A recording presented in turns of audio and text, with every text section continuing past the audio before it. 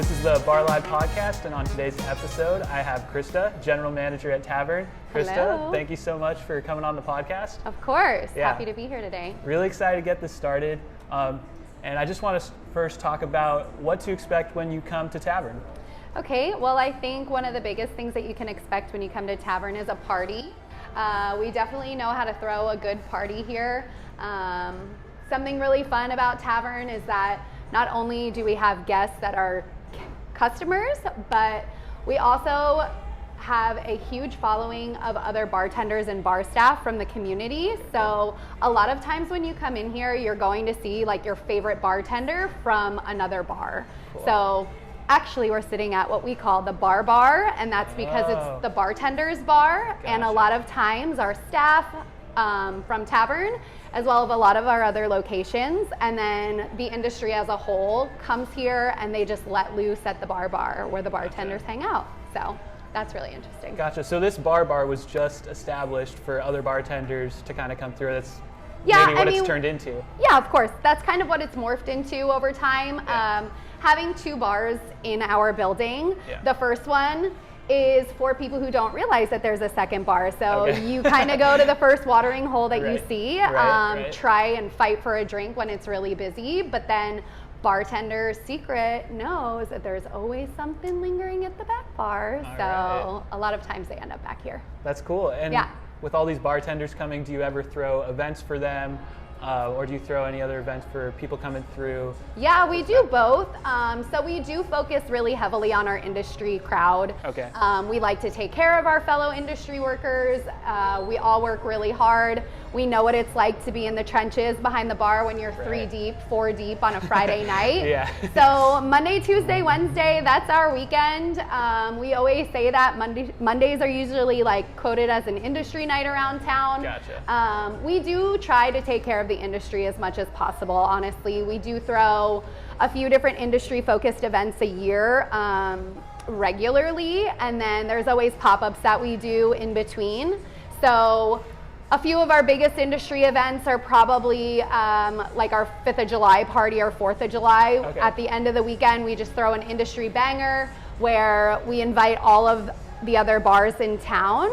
We comp Cool. usually about $200 per bar. So we Nice. allow the staff to come in from Mavericks and Moonshine and Shore Club and Duck Dive and everywhere else in the community, and we just like throw a huge party for them. We take care of as many rounds of drinks that $200 will cover. Awesome. And then typically we run happy hour after that, which is half off all of our drinks for those industry people.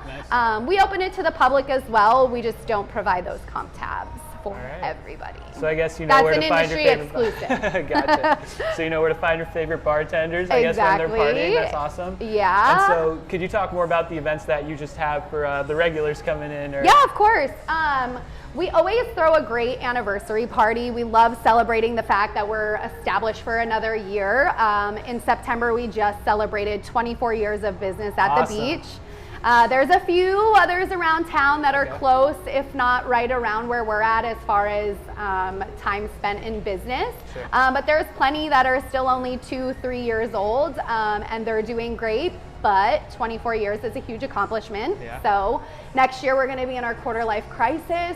So we'll see how that goes, if we could get through it. But during those anniversary parties, we always do usually about a 2.5 hour hosted bar. Okay. We try to just thank our guests and our loyal patrons, our regulars, for coming in throughout the entirety of those years, or as long as they've been coming. And then we also love to throw a huge holiday party. So we have our holiday party coming up. Great. December 15th, mark your calendar. And we do the same kind of thing. We just show appreciation for everybody who's come in here throughout the year. Okay. And we do that hosted bar. We do usually tray passed or food appetizers. And then we just throw a banger the rest of the night. Awesome. So yeah, it's going to be pretty wild this year, I have a feeling. I'm excited to be here. So whenever I walk by here, I think this is one of the bars where I see the most sports jerseys coming in Yeah. and out. Is there a particular sport or sports team that you guys feature here, or are you just like consider yourselves one of the sports bars in PB? I think that generally speaking, we do consider ourselves just a welcome everybody, all fans, all sports, kind of sports bar. Okay. We definitely thrive during NFL season. Gotcha. Football Sundays here can be extremely wild. This season we've done amazing at holding on to our regular Nice. guests. We do get a lot of fans from all different teams, and we welcome all of them. We have all of the packages for sports as far as like the NFL package. We have NBA, NHL. We show soccer games, UFC. We always purchase the pay-per-view fights here, so all UFC fights Okay. are shown here. That's good to know. We also have access to all the ESPN Plus fight nights. So that's exciting.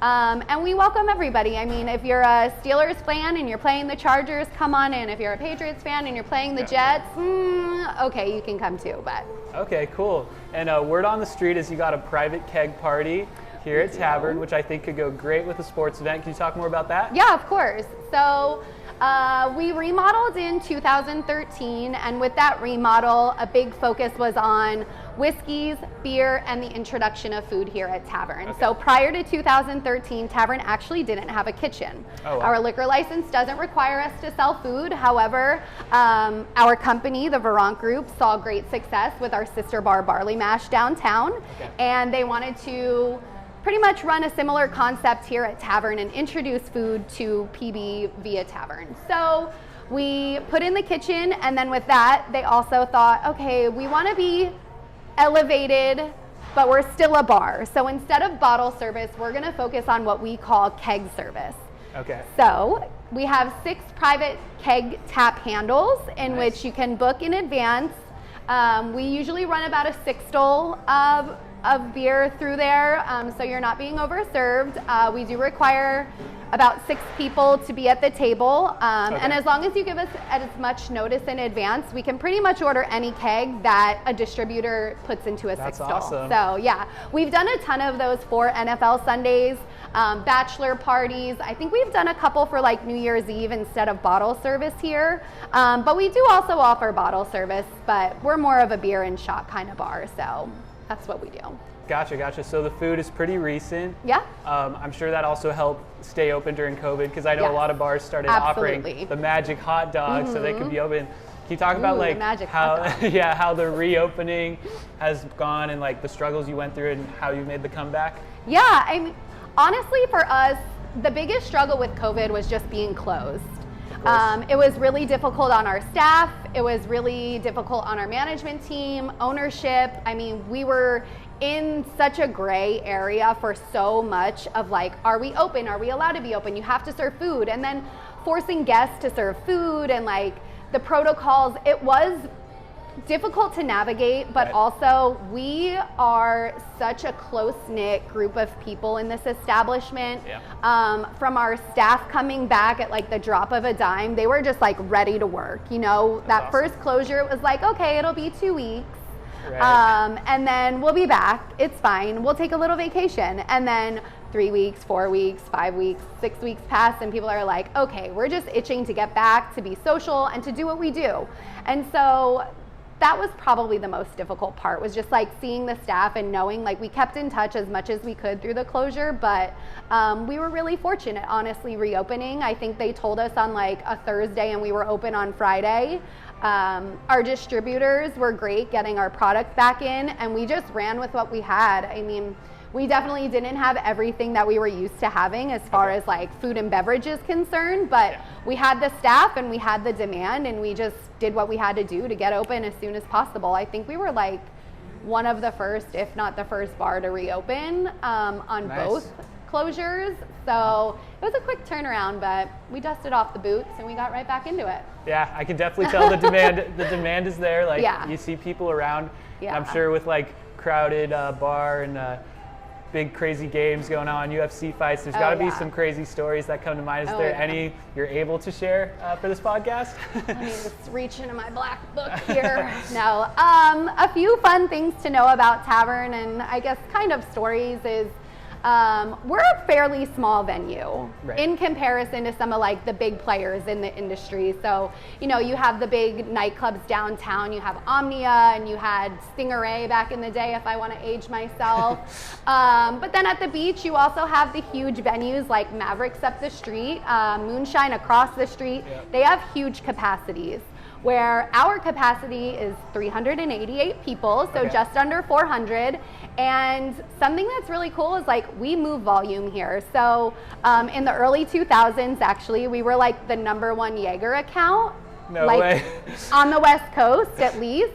I didn't work here because I'm not that old, but in the early 2000s, yeah, they were like the #1 account for Jaeger sales. And the crazy. only like establishments that weren't factored into that were the casinos that like serve 24/7. And so that's really cool. And then current day, we are currently the #4 Jameson seller in San Diego County. Right. And then we're the #1 Rumpelmann's account in the beach area, and probably in the county, because I don't know who sells more booze than the beaches. Gotcha. So, yeah, so that's really cool. Some crazy stories. I mean, gosh, I started here about 10 years ago. Okay. And I'll say from then to now, I've seen a lot of shirts come off on men, especially. Gotcha. A lot of dancing on the bars, a lot of late nights, and a lot of early mornings. We've had some crazy times for sure. You know, Big Kev dressing up as Santa every Christmas is like a go-to. We host a drag show here with industry guys who are not actual drag queens, so that's always real fun. This year we just did it in October for Breast Cancer Awareness Month. Great. And it's gotten progressively crazier and crazier. The year before COVID, we had a guy literally rig up like an exercise ball, and he like swung out like wrecking ball. No way. It was so wild. So that was really wild. I mean, there's been champagne from floor to ceiling in this place, probably in every inch. You know, we saw the Patriots won a few Super Bowls here. Yeah. Guests get on tables, the bartenders get on the bar. It's just wild. All right. It's wild. Sounds like it's a rowdy time and a place to be. I'm going to keep specifics to a minimum. I'm but- sure, yeah, for the privacy of those people, I understand. Yeah, I have a non-disclosure order. So. Gotcha. Well, wrapping up, can you just talk about some of the future goals of Tavern and upcoming events worth mentioning? Sure. I mean, we have our holiday party coming up, like I said, in a couple weeks, December 15th, so that'll be really fun. Yeah. And then next year, it's just kind of like, let's get back to normal this year, even though majority of the year was fairly normal. You know, June, the Band-Aid got ripped off and we went full capacity, no masks, like no food requirements, everything kind of went back to normal. But I think the delay in like scheduling and the knowing of where we were heading with COVID was difficult for us to like really plan throughout the year. So 2022, we've got our calendars drawn up, we're ready to go. We have a couple different fundraisers. We always love to give back to charities. So our Cocktail of the Month program has been super successful. That's where we pick a brand and the staff competes. They make a cocktail. Whoever gets picked, they get to choose a charity. We donate $1 per cocktail every single month to a different charity. So I think we're probably over like $2,000 with that donation amount. And that's to different charities, but that's really cool. And then we just want to like keep it fresh, keep it moving, keeping new guests coming in, but also keeping our regulars happy. So we're just trucking along here. All right. Well, I'd love to be one of those new guests coming in and eventually a regular. Thank you so much for this podcast. Yeah. And I appreciate the time. Thanks so much for having us.